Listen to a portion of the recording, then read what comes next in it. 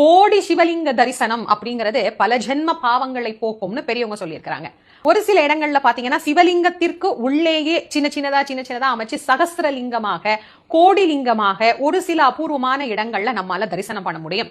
ஆனா எல்லாருக்கும் இந்த வாய்ப்பு கிடைக்கணுமே. அதனால சிவபெருமான் என்ன சொல்றாரு, அன்னாபிஷேகம் செய்யக்கூடிய அன்று, அதாவது ஐப்பசி மாதம் பௌர்ணமி அன்று அன்னாபிஷேகம் செய்துவிட்டு அந்த ஒவ்வொரு சாதத்திலேயும் ஒவ்வொரு பருக்கையிலேயும் ஒரு சிவத்தின் ரூபத்தை நீங்கள் காணலாம்.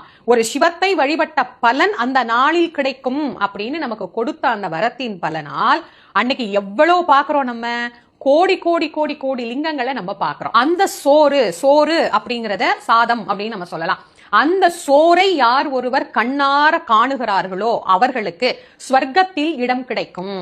அவர்களுக்கு நிச்சயமாக நரகம் கிடைக்காது, சொர்க்கத்தில் இடம் கிடைக்கும்.